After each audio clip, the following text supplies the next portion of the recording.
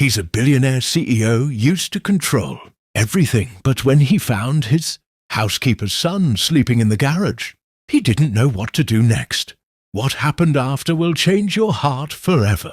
Stay with us till the end to see how a simple act of kindness turned their lives upside down. And before we start, tell us, where are you watching from? Drop your city in the comments below. The Hanley estate stretched over 5 acres of manicured lawns and marble walkways, a palace of glass and stone overlooking the city skyline. At night, the house stood like a glowing fortress, every chandelier spilling light onto polished floors. Inside, Maria kept her pace quick and quiet.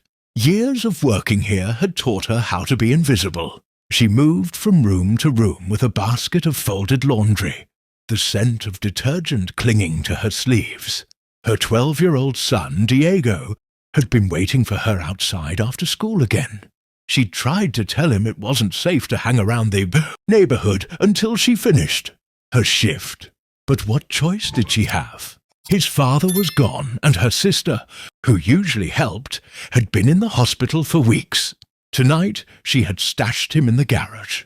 It was the only space that wasn't under constant surveillance. She'd given him her scarf to use as a blanket, promising she'd bring him something warm to eat once she finished folding. Mr. Hanley's clothes. Jonathan Hanley, Mr. Hanley. To the world was the CEO of one of the largest construction companies in the state. He was always on the move, flying from one city to another, his face on magazine covers, his voice commanding in boardrooms. Maria saw him maybe twice a week, usually passing by on the phone, barely noticing her. At least, that's how it had always been. She was carrying the last stack of shirts into his bedroom when she heard it, the faint metallic click of the garage door opening. Her heart seized. Jonathan had returned early. By the time she reached the hallway, his footsteps were already echoing down the marble corridor. She froze at the top of the stairs leading to the garage. Jonathan stood in the doorway, still in his tailored charcoal suit, holding his car keys loosely in one hand. But his attention wasn't on her. It was on Diego, curled up on the folded blanket Maria kept in the trunk of her car. The boy's knees were tucked to his chest, the scarf pulled over his face. Jonathan's brows drew together. "Maria," he said, his voice low but sharp, "why is there a child sleeping in my garage?"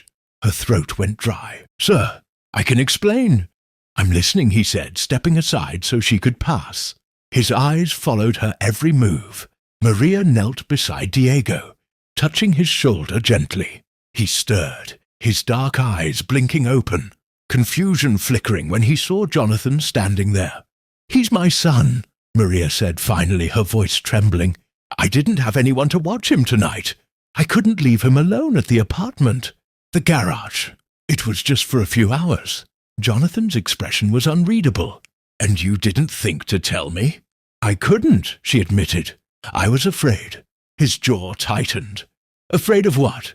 "That you'd fire me." For a long moment, Jonathan didn't speak. The only sound was the faint ticking of the garage heater. Then he said, "Bring him upstairs." Maria hesitated. "Sir, I said bring him upstairs," he repeated, his voice firm but not unkind. She helped Diego to his feet.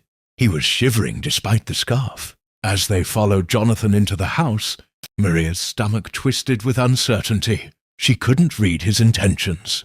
In the warm light of the kitchen, Jonathan pulled out a chair for Diego and set a glass of milk in front of him.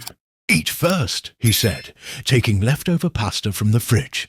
Diego glanced at his mother, unsure. She nodded, and he began to eat quietly. Jonathan leaned against the counter, arms folded.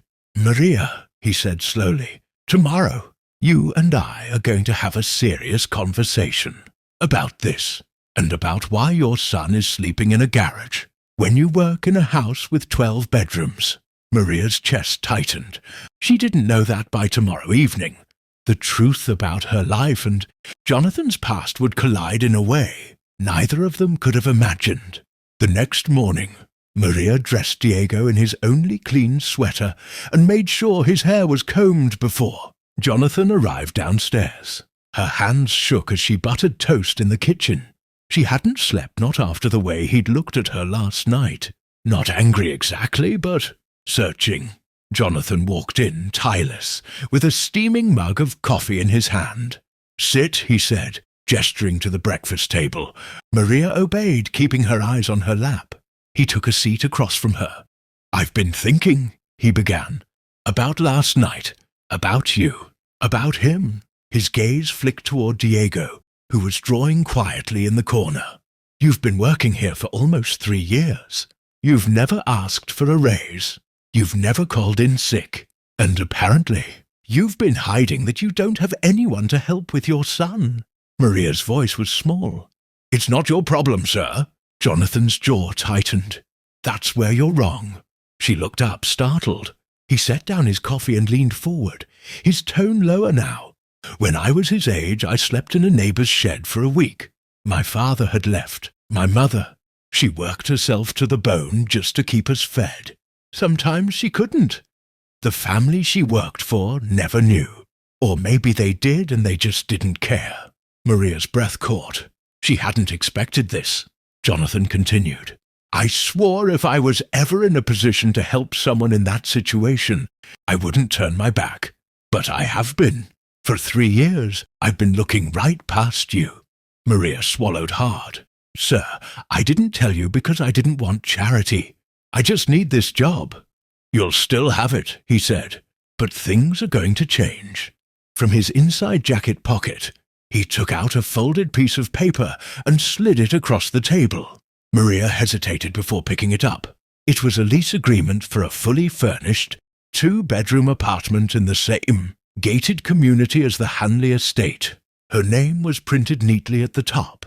She stared at it. I can't accept this." "You can, and you will," Jonathan said firmly. "The rent is covered. You'll work your same hours here.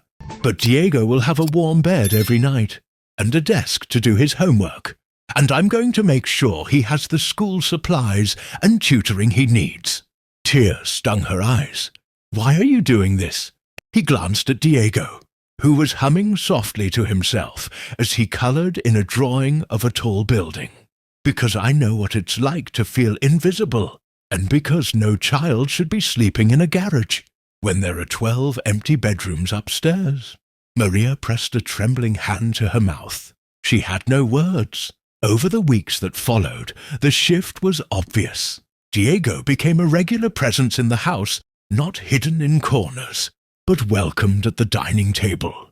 Playing chess with Jonathan in the evenings, Maria found herself laughing more, her shoulders lighter without the constant fear of eviction.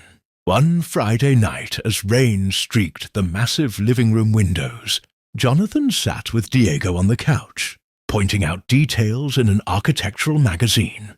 Maria watched from the doorway.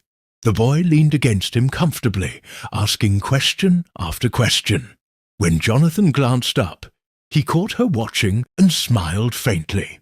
"He's got an eye for design," he said. "Reminds me of myself at that age." Maria's voice was quiet. "You've given him more than I ever could." Jonathan shook his head. "You gave him love. That's the foundation. I'm just building on it." For the first time in years, Maria believed her son's future could be different, brighter, and not because of charity, but because someone had finally chosen to see them. And in the vast, echoing Hanley estate, a home had finally begun to take shape.